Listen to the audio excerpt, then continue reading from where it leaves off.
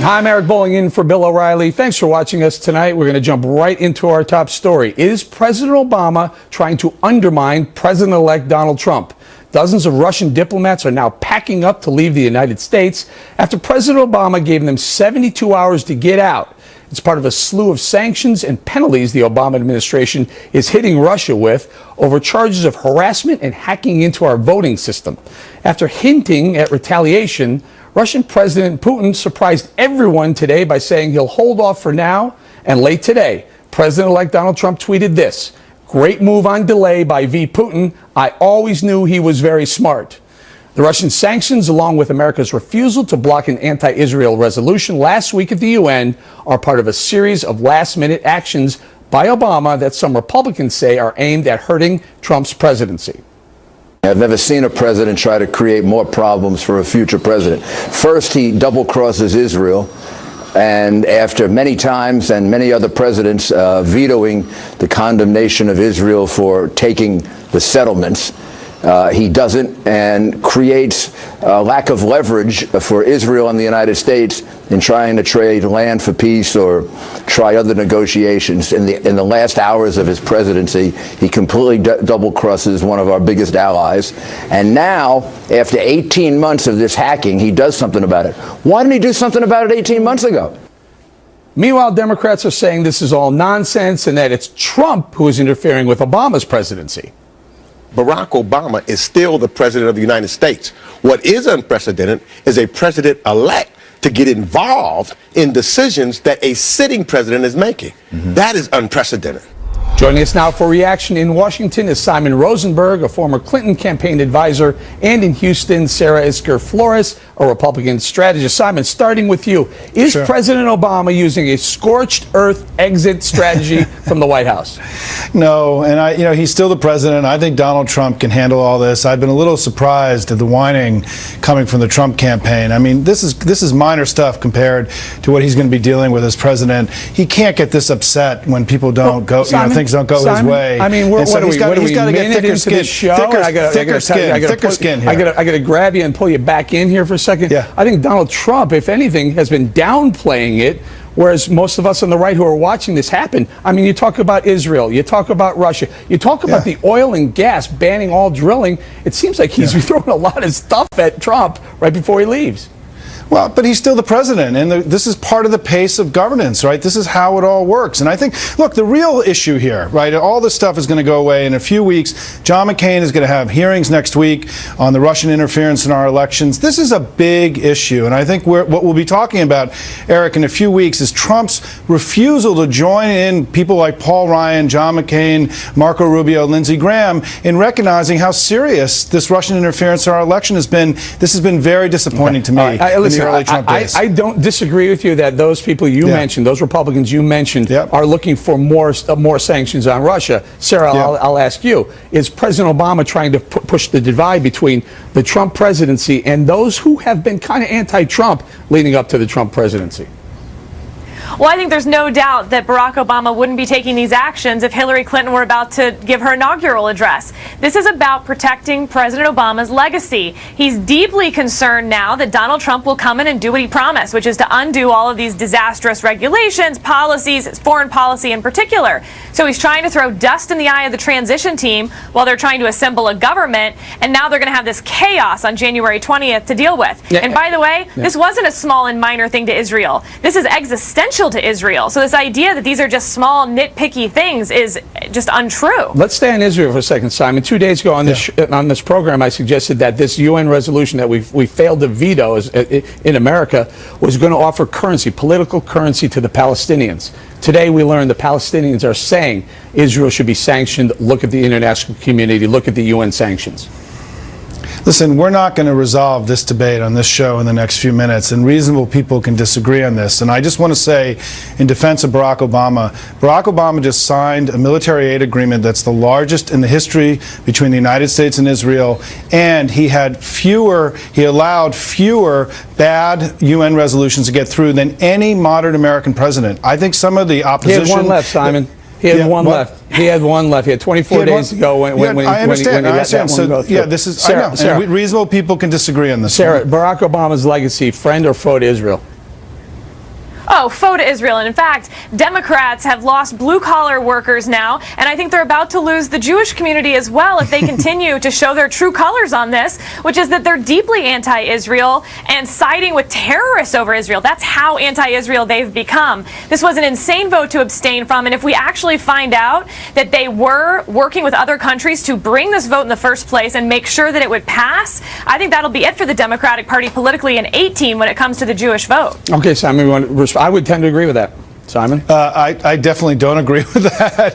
I mean, Barack Obama, there's been, both Bushes allowed far more anti-Israel votes to go through the UN than Barack Obama's done.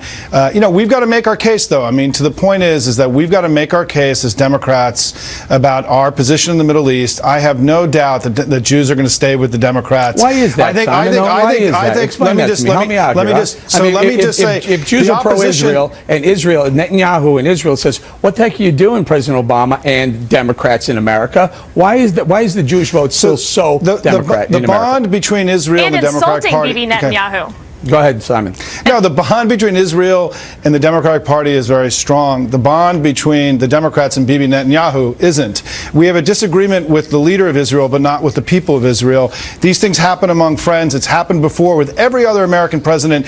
And I think the right is exaggerating the divide between the Democrats and Israel right now for their own benefit. I just don't agree with you, Eric. And I don't expect you to agree with me. But Sarah, let's talk about what this UN resolution did. It emboldened and empowered. It gave political capital to the Palestinians. What Jew is happy with that?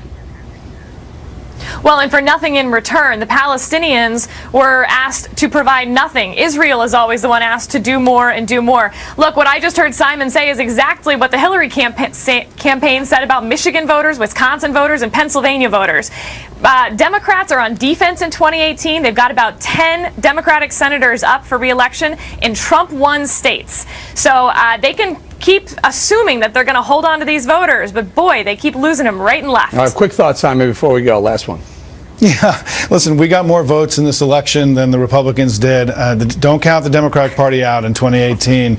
And I look forward to coming back with both of you and discussing this many times. There's still a heartbeat? There's still a heartbeat. Clear? We ain't dead yet. Clear? We ain't dead Not yet, Eric. Okay, we ain't dead. Good enough. Simon, Sarah, thank you very much. Next on the rundown, President-elect Donald Trump, Russia, and Congress. What becomes of all those sanctions once Donald Trump takes charge? Moments away.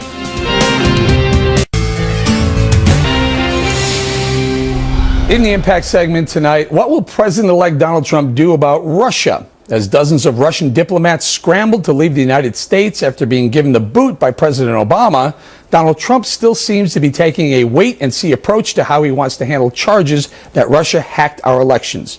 Here's what incoming Chief of Staff Reince Priebus told us on The Factor last night.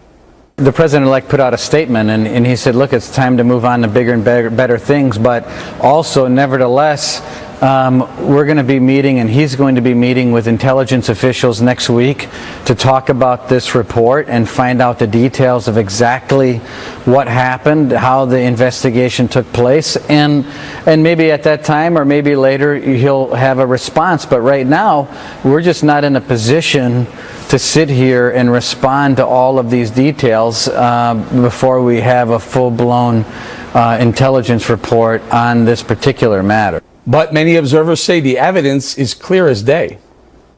17 intelligence agencies have determined that the Russians attempted to influence our elections. That is terrifying. And what's even more terrifying is that the incoming president wants to move on from this enormous geopolitical risk and domestic risk to the United States. That is really scary. And Mr. Trump may find opposition from both Democrats and Republicans if he tries to reverse the president's sanctions, as many lawmakers on both sides of the aisle think they were long overdue. Joining us now from Jacksonville, Republican Congressman Ron DeSantis, a member of the House Foreign Affairs Committee, and from Palo Alto, Ambassador Nancy Soderberg, who is a Deputy National Security Advisor to President Clinton. Now, both of you, before I ask one of your questions, I just want to make it clear, and this is the debate we keep having. Everyone believes that if Russia did, in fact, hack and affect the outcome of our elections, it's a bad thing and they need to be sanctioned. I'll start with you, Congressman, but don't we need to have the hard proof, the evidence first? Well, I think it's also important to know what they're actually accused of. They did not hack into our voting systems. They hacked people's emails who were involved in the political process, like John Podesta. That's important, it's noteworthy, but it really follows a long string of cybersecurity attacks that they've been launching, that their agents have been launching against our government, against businesses for years and years. And now all of a sudden, just as he's leaving office, President Obama issues sanctions, which I think really don't amount to much, because if you look at a lot of those entities, many of those entities don't even have U.S. holdings. So I think the practical effect of the sanctions will probably be very small. I think it's more of a symbolic act because there's a lot of outcry from members of the Democratic Party, and there's an attempt to tie what Russia did to Donald Trump's victory, saying that if Russia hadn't done that, somehow Hillary Clinton would be president. I don't think that's accurate, but I do think we should hold Russia accountable. And I think we all do. So, Ambassador, your thoughts on the sanctions so far? I'll paraphrase here. Vladimir Putin has basically said, yeah, whatever, and promised not to retaliate right away.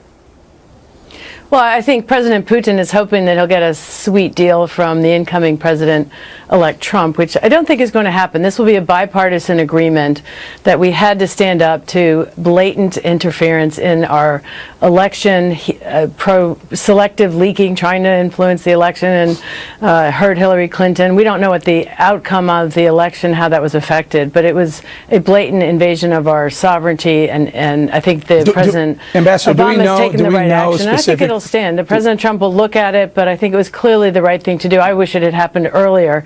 But this is not the first time we've sanctioned Russia. There were some tough sanctions when they invaded Crimea, and it's a bipartisan issue. If President Trump decides to try and lift that, he'll have a very quick bill in Congress passed with a veto-proof margin. So these sanctions will stay. Congressman, listen, I saw Senator Lindsey Graham and John McCain saying they were going to lead the push in the next Congress to increase the sanctions before they even, in fact, know what evidence that these 17 agencies allegedly have. Well, yeah, and then I think it's also important to point out, I mean, Russia has taken so many actions during President Obama's presidency adverse to our interests. They sent advanced air defense systems to Iran. They made incursions into the Ukraine. They harbored Edward Snowden, who gave up a whole bunch of state secrets. So the Obama administration really did very little to combat a lot of that. And so now going out the door, he's trying to do this. So Congress, look, we're going to deal with it. I think there's always been strong support for holding Russia accountable. But I would note, one of the things we did in this past Congress was authorize lethal aid for Ukraine. The Obama administration did not want to go down that road. Okay, Ambassador, I'm scratching my head a little bit. So the sanctions were basically expel 35 diplomats and close down 2 what looks like to be consulates or embassies that they figure there may be some spying going on. I'm scratching my head because I'm wondering why we didn't do that 8 years ago if we knew it, or 6 years ago, or when we actually did know it. First of all, I think we've taken very tough steps against Russia throughout the Obama administration. And I think the odd thing here is why Donald Trump thinks that President Putin is a good leader. He's a thug that's basically destroying his own democracy and threatening his neighbors. And I will put money on the fact that early on in the Trump administration, President Putin will test him. Maybe it's something with NATO, maybe it's something with the Baltics. And he will rapidly find out that this is a leader who does not share America's interests, and you have to consistently stand up to him. And so I think, in a way, this step by President Obama is a gift to the incoming Trump administration because he doesn't have to act on it right away. He can say it's happening. He may think he wants to lift those sanctions, and his new Secretary of State is on record as not liking sanctions, but I think they are a proportional measure to a very blatant hacking of our election season system. The impact we won't ever know, but I think it was an appropriate stance. And to go back and say President Obama has not stood up to Russia just simply doesn't relate to the fact that we repeatedly sanctioned them. The reason why that dialogue or that debate is going around is because of the 2 things. When he sent Hillary Clinton, when President Obama sent Hillary Clinton over there and promised a reset with the Russians, and then later on when President Obama himself said, hey, listen, after re-election, when I have more flexibility, we can work some things out. It didn't seem like there were a lot of teeth in the actions against Russia. Let me ask the Congressman this, though. Russia, the difference difference here, Congressman, going forward is Russia's economy is on the verge of collapse. Oil prices have almost ruined Russia. They're not in a position to get very tough with President-elect Donald Trump. And why would they want to, in fact? Yeah, and my advice to Donald Trump would be look at how Obama really bent over backwards to try to be nice to Russia, how they basically took advantage of that. Understand Putin's psychology. If you're strong and you're forthright with him, I think we can generate better outcomes. But I think when he sees weakness, that's what he preys upon. And if you remember the start of Obama's administration, one of the early things he did in 2009 was remove our missile defenses from Eastern Europe. That sent a signal, and I think Putin acted accordingly ever since. Ambassador? Well, I just don't think that is not comport with facts, and Donald Trump is going to try a reset and find that it doesn't work either. So I think the Russian policy of this administration has been strong. So, but Ambassador, I'm trying to figure out why you're so negative on this. What's your indication? I mean, Donald Trump. Negative on what? Well, on the incoming Trump administration. You said Vladimir Putin's going to test him, but you're saying that he didn't test Obama? Donald Trump has repeatedly praised Vladimir Putin, who has invaded two of his neighbors, locked up his opposition, assassinated his opposition, and is a threat to many of the United States' interests in that region. We have to be tough with him, and that's what Obama has done. And President Trump can try and reset the relations, but you're saying Obama has been tough. Meanwhile, all of these things have happened under President Obama. Ambassador, I got to go. Last thought, quick thought. I think you'll see a Donald Trump coming very close to reevaluating most of the statements he said during the campaign on Russia and getting real and being tough as well on a very ruthless leader, President Putin. Very good debate, Congressman. Ambassador, thank you very much. Directly ahead, some provocative words from an Arizona congressman who wonders if Russian hackers did the media's job for them. We'll debate that in a moment.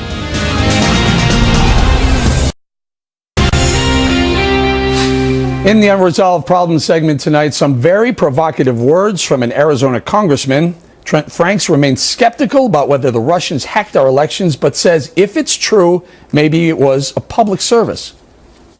I'm all for doing what's necessary to protect the election here, but there's no suggestion that Russia hacked into our voting systems or anything like that. They, if anything, whatever they may have done was to try to use information in a way that may have affected something that they believed was in their best interest. But the bottom line, if they succeeded, if Russia succeeded in giving the American people information that was accurate, then they merely did what the media should have done.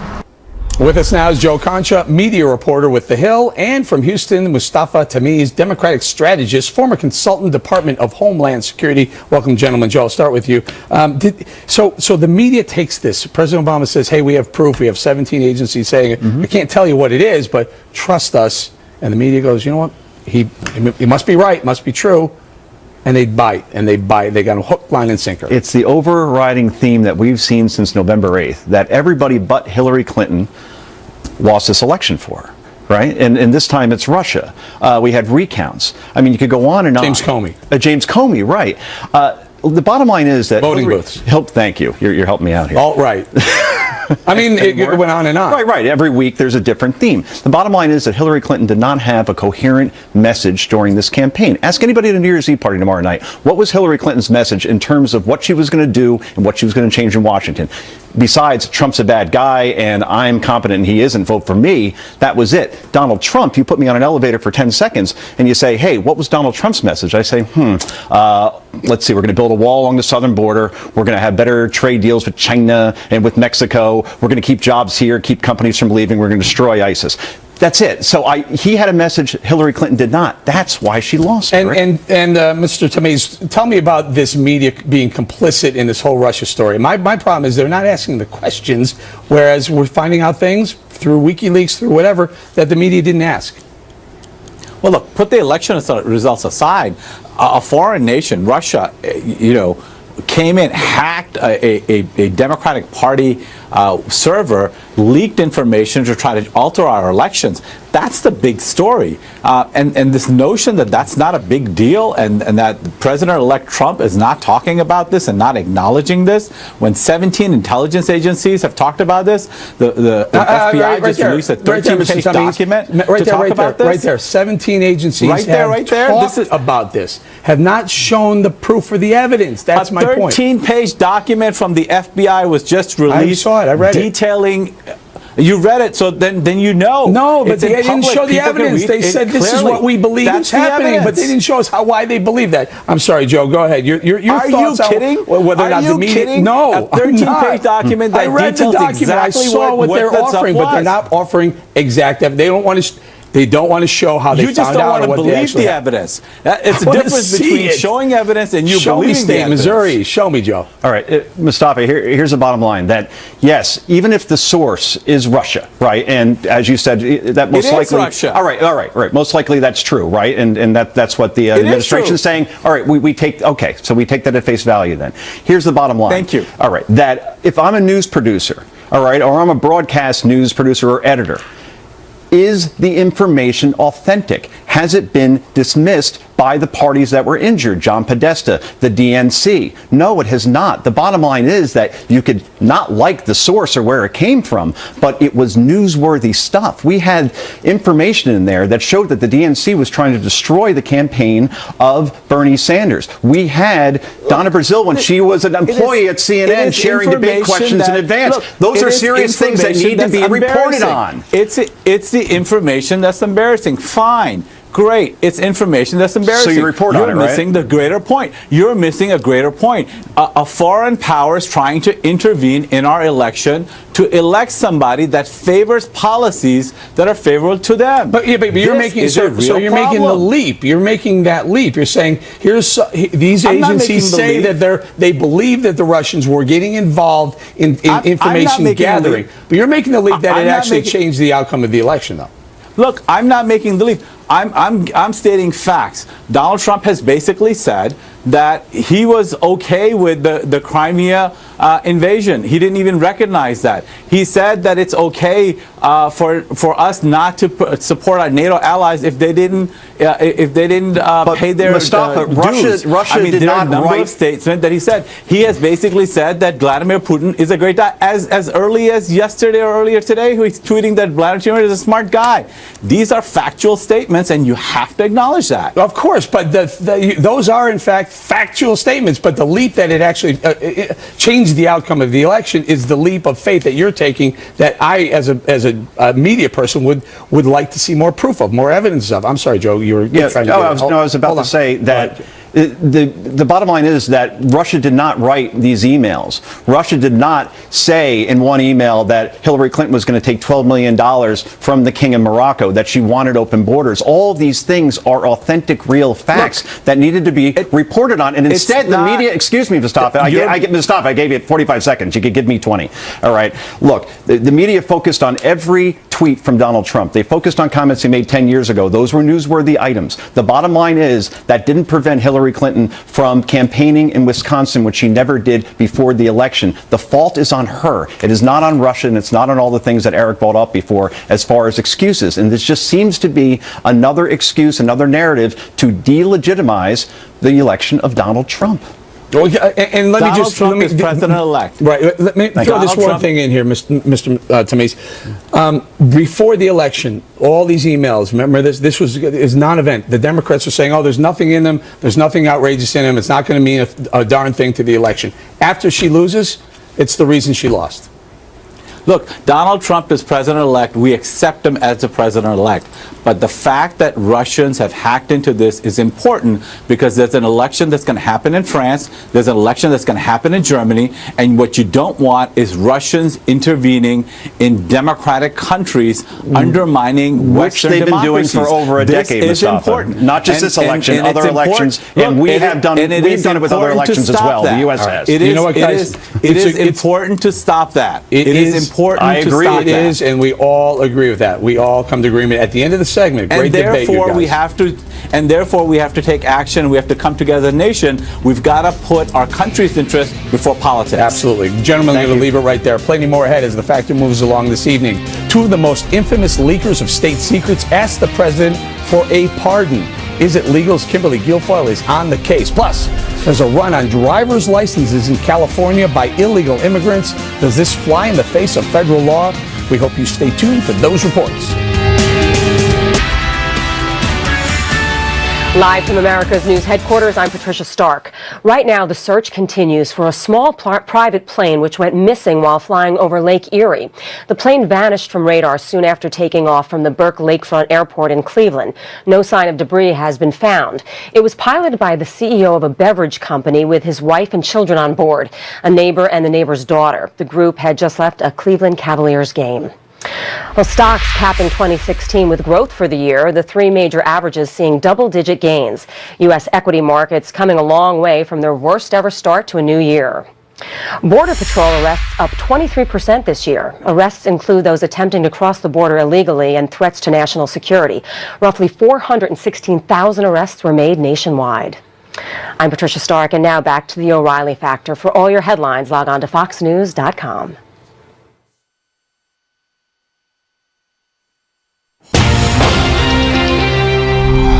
In the Is It Legal segment tonight, should President Obama pardon Edward Snowden and Chelsea Manning? Both leaked state secrets to the world, bringing the issue of hacking and cybersecurity to the forefront.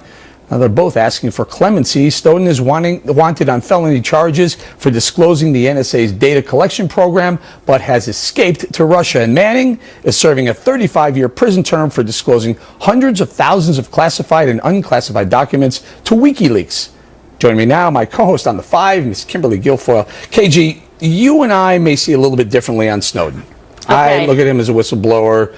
You may not. You may or may not agree. I'll let you describe. Yeah, I mean, we tend to have taken different positions on this a little bit on The Five. You think he's a whistleblower. I think that somebody should be prosecuted for what he did in terms of turning over the secrets that are important and relevant as it relates to national security here. So then the question remains is, how does President Obama see it? Obviously, there's been this petition forward to try to get some kind of reprieve prior to President Obama's pretty imminent departure. I think he's going to have a very tough time justifying pardoning Snowden. And keep in mind, Snowden ran to Russia. So with the additional complications and relations with Russia not so great right now between the current administration and the Kremlin, I think that this one doesn't have favorable optics. So I'm going to say denied. Denied. One we will probably agree on is Manning. Now, Manning is completely different. I don't see Manning as a whistleblower. I see him as a leaker, a treasonous leaker. Treasonous leaker, clemency, denied. So we're going to just go outright denial. And well, Obama. What will President Obama see? I thought you just meant for me. Okay. Well, that was us. What about us. Obama? I think that the president will not agree to this. It's not a favorable case. There's really not much upside. It's not something that, in fact, that he's going to move the ball forward on any kind of legacy, on any kind of constituency. And the problem for Manning is, she is looking at a tremendous amount of time, 35 years. So, all right. Another one, Bo Bergdahl. Now, Bo Bergdahl, there's some discussion whether he should be granted a pardon. Yeah, I think this is the most interesting and potentially compelling case in terms of the optics for President Obama. This is a case where he has actually upside. If Bo Bergdahl does not go to trial, and the president, in fact, grants a pardon prior to any trial, then we won't have the benefit of listening to any kind of cross-examination where all the facts and details of his capture, of the people who lost their lives during the time looking for him, because two of those specific cases are before the court, to allow that information to come in. All that would become then relevant, probative, subject to cross-examination, and therefore public disclosure. This is a very messy situation for the president. You remember the glamorous Rose Garden ceremony with Bo Bergdahl's parents there and his father, who was sporting the long beard situation. The whole thing.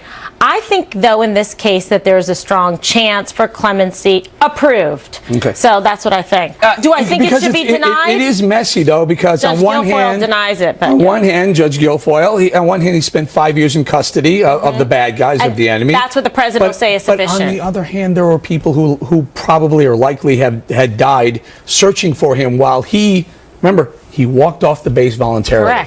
Correct, because this is someone that felt that he was in fact acting like, a dissident and someone, a conscious objector to the way he was being treated, to the army, to the military. So those were his reasons. But because of his actions, he put other people's lives in danger and those that even lost their lives. This is why I think that he should not be granted any kind of clemency. But nevertheless, the argument is, oh, he has suffered enough with the years in captivity and being held, by the Taliban. But again, that was self-imposed. What's the law? Can the president grant anyone clemency? Can the president pardon anyone for no matter how heinous the crime is? Yeah, look, there's pretty much wide latitude for a president to be able to do this. And we already saw, and we covered on Is It Legal, the largest number of commutations granted and clemencies was by this president. So it's pretty interesting. And those were some for violent drug offenders. As long as it's a federal crime, he can pardon. It's supposed to meet some certain, criteria, not to be a violent offense, but we showed that he was even granting it and approving it for people with narcotics offenses where weapons were used.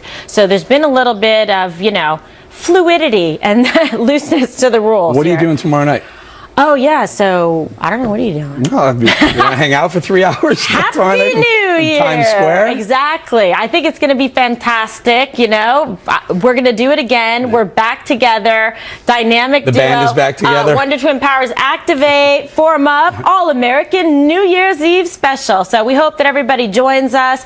We're certainly going to look like we're having fun like last year. I hear the weather's not... Celebrate with all of you. It's not going to be too bad. It might cooperate after all. Absolutely. And by the way, this is like the epicenter. This is what everybody wants to be. This is everybody's bucket list. They want to be here for New Year's Eve in Times Square in the middle of it all. So we're going to take you there. Right in the middle of Times Square this year. In the middle of it. We're not in a safe space here, okay? So we're going to be there with all kinds of unpredictable microaggressions, but we're going to showcase it all for you. All live. All live, baby. All live. How bad? What could possibly happen with live TV? Absolutely nothing. All right, Kimberly. Looking forward to spending New Year's Eve with you. Coming up next, would you believe that nearly 1 million illegal immigrants in California have driver's licenses and it's all perfectly legal there? Does that fly in the face of federal immigration law? We'll debate it up next. Thanks for staying with us. I'm Eric Bolling in for Bill O'Reilly, and in the Factor follow-up segment tonight, the state of California versus Donald Trump over the issue of illegal immigration. A new report out today shows that an astounding 800,000 plus illegal immigrants now have driver's licenses in California alone, and it's all perfectly legal because the Golden State enacted a law 2 years ago that lets illegals, quote, come out of the shadows and drive legally. Joining us now from Miami, Mega TV News anchor Elvira Salazar, and from Washington, Marka Corian, the executive director of the Center for Immigration Studies. Elvira, I'll start with you. 800,000 in California alone. There are 12 states that allow illegals to have driver's licenses. Make the case for that. I think it sounds like it shouldn't be going on, but you say differently. Absolutely. Thank you for having me, and happy holidays. It's the intelligent thing to do for the California lawmakers. Why? For two reasons: economic reasons and for security reasons. Economic reasons: the California business owners are going to be very happy because those people that are working for them are going to be on time. Not only that, then they will not be freeloaders. If they're not freeloaders, they'll be paying taxes. If they're paying taxes, they will not be parasites to the community. And on top of that, the California transportation system is not going to be burdened. That's the economic side. On the security side, 3 million people will come out of the dark. You will know their names, their addresses, their last names, their faces, date of birth. You will have their thumbprints, and you will know the country of origin. So you will be able to spotlight terrorists. Okay, Mr. Kerkorian, your thoughts on what Ms. Salazar points out? The economic reasons I would have a bit of an issue with, but the security reasons not too bad, right? No, because the federal law on this was passed in response to the 9/11 Commission report. And the 9/11 Commission knows a lot more about security than you or me or Elvira. And their recommendation was that illegal immigrants should not be getting driver's licenses, not because of driving, because driver's licenses are more than for driving. They're the basis of our national identification system. We don't have one national ID card. We have a system that's decentralized and run by the states. What the federal law says, that Congress pulled its punch, actually. It says that states are allowed to do this only if the card for illegals is obviously and clearly different, because you're not supposed to use that card for getting on an airplane or entering a nuclear power plant or other federal uses. What California did, the Obama administration conspired with California to create an illegal alien driver's license that is almost indistinguishable. It's supposed to be obviously different, but it's not. You need a magnifying glass But I should say to be able to tell the difference, and that's not in compliance with federal law. Ms. Salazar? But it has it, because that driver's license that is going to be given to those 3 million if they were to apply, right now there's 800,000 and counting, it says federal limits apply. Which meaning means that nothing, they will not be able to vote. Which means nothing to a TSA person checking it or a sheriff's deputy in Oklahoma pulling over a speeder. It is designed to look exactly like a license. Like I said, you need a magnifying glass to tell the difference. Just Google it. Go online, and they have pictures of the two versions. ICE, Other federal states. immigration. Yeah, Obama's DHS said it was okay because they want illegal immigrants to get driver's licenses. They agree with California. Hold on, Mr. Krikorian. Go ahead, Elvira. Independently whether you are in favor or you're against illegal immigrants in this country, I'm sure that the new administration will deal with that. It's due time. But I think right now it's what's happening right now. Right now you will be able to have identified. Elvira, allow me. And I was trying to figure this out all day. So in California, there are sanctuary cities, but you have a driver's license. You may not be within the municipality of a sanctuary city or town. When you exit that and you're pulled over by a state trooper, what happens to you? And you're illegal? What happens to you, if you're an illegal, the state trooper has two choices. He can arrest you and take you, and then you can be in a deportation process. But more than that, I think the sanctuary cities are granting this driver's license to these illegals. It is basically is just to protect the functioning of the state of California. That's why lawmakers are doing it. Are you suggesting the state wouldn't function without the illegal immigrant population? Well, you have an invisible workforce that is maintaining some of the manufacturing, some of the construction, some of the agricultural in that state, and that's for them to decide what to do with these people. And but right now, they're working illegally. Guys, Mr. Corrigan, last thought. I gotta go. Absolutely. Yeah, well, the fact is, working illegally. they're working illegally, and they're getting these driver's licenses that the Obama administration and the California government basically colluded to subvert the federal law and to give illegal immigrants driver's licenses that are indistinguishable to normal people from regular driver's licenses, and that should not be allowed. I gotta go. I'm sorry, it's a hot debate. Guys, I'm up against hard break. Elvira, Mark, thank you so much. Straight ahead. Did you know that the actress Bo Derek once appeared in a film with President-elect Donald Trump? We have uncovered an amazing scene. Ms. Derek joins Bill in the No Spin Zone when we come right back.